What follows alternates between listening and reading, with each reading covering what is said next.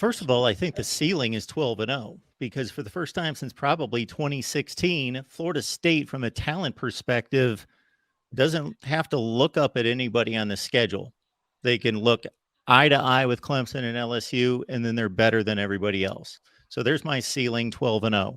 My basement's more like in the 8-4 range. My floor, I think, right with James and with Logan, Pitt is the game that would scare me. Pat Narduzzi's built a defense that if you look at their defensive line play, they've been in the top 3 or 4 in the nation in sacks like 5 consecutive years. On the road in November, could be a little bit chilly. Phil Jurkovec coming in from Boston College, I think, is a really good quarterback who may have a much better offensive line than he's been playing with at BC. But if we take Pitt out of the mix, and now that we've taken Duke out of the mix because Mike Elko did a crazy good job with them, and they've got their starting quarterback Riley Leonard coming back, you know who I'm going to throw out there as a big wild card is Miami, just because from a talent perspective, they're in the ballpark. Now, if Tyler Van Dyke, and they've got 2 new coordinators that could provide something that they didn't have last year, because even though they've got somewhat of an all-star coaching staff last year, it just was dysfunctional. I wanted to say Miami, but I think Miami has to play. We talked about this when the schedule came out. Miami has a very easy schedule if you go by the talent they have on their roster. If Miami comes into that game, into that Florida State game, for that point, they'll have 9 games so far in that season.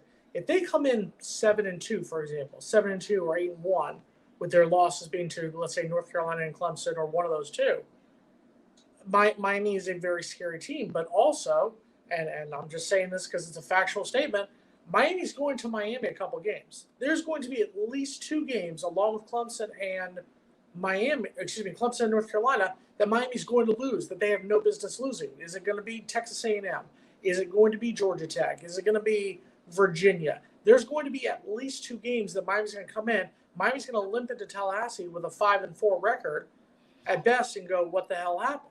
So that's why I agree with you. I think Miami has the talent, but I don't think Miami has proven it.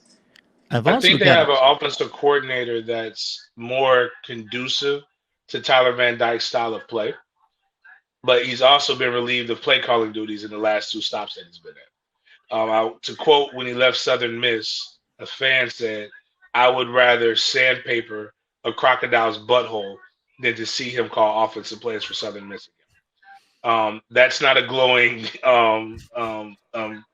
that's more of an indictment than it is an accolade. And God, the man's name forgot me, but slipped me, the defensive coordinator. I do know Willie Taggart had, Guidry. Willie Taggart had him. I mean, that lets you know already. That was originally supposed to be Willie Taggart's special teams coordinator, but Florida State compliance would not clear him. So he's been let go at a few stops too. So, I mean, that doesn't mean that they won't be good here at Miami, but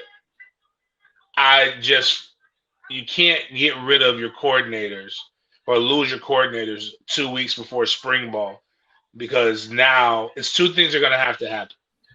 Either those guys are of the same ilk as your last 2 coordinators, which shouldn't make Miami fans feel good. That means you have a run-first offensive coordinator. He's not. And they use similar terminology. Or they have to come in and they have to unlearn and then relearn, which I don't think people realize how – this is why when people say athletes are stupid, I would like to see people go into a meeting room and learn terminology, learn what has to happen with it. It's literally a foreign language that you're learning on the go.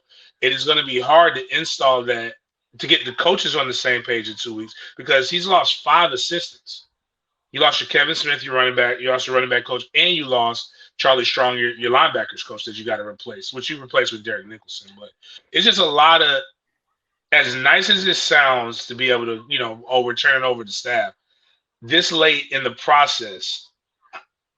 If Miami does overcome that, then kudos to. I would probably be more apt to give the Lion Cuban a little bit more props. Let's all keep this in mind as well, and that's a great point. And certainly, coordinator turnover. James just explained it extremely well, better than I could or have ever experienced. That, to have to get comfortable with a position coach, with a new coordinator, all of that changing, My bad, and then the Mark. terminology. I don't mean to interrupt you, Mark. My Yep. bad. I just thought about it. I could actually give you a real life example. So we had Jimmy Higgins going into my senior year. Jeff Bowden was the coordinator, but Bobby wanted to go to the spread because that was the new cool thing, the vogue thing. So they went and got Mark McHale, who was the offensive coordinator in Marshall. And Marshall was doing really, really good things at that time.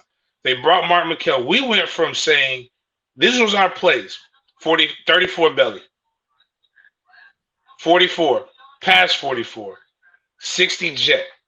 That was our, 60 jet, ready, break. That was the play calls. 2, 60 zip motion, Bama Bravo, trying to think, switch, RB Will. Can you repeat that? I can't. And those two were the same play. Same play. Yeah. But in that play, I went from 3 years of having simplicity to, in that play was check calls, offensive line, what they do. If we're playing a team that runs a 3-4 and they shift to what we consider a Bears front, then we'll do this. And it's just like so much stuff that we had to learn. And that was difficult. And they made that switch in January. I can only imagine if I had to have done that in 2 weeks. Then you come in and you're training, and it's just it's just a lot of things that again, it's really no trolling in that. It's just I'm like, there's a huge. Then I had to unlearn that when I went to New Orleans, and I can't even repeat the paragraphs that Sean Payton would give us. You have to unlearn. Well, you kind of don't unlearn. You take, like you just said, it was the same play. You take the play and you remember the basics of it, and you kind of compare it to the new play, and so that you kind of know. But even then, that gets confusing. So I just a personal example with that.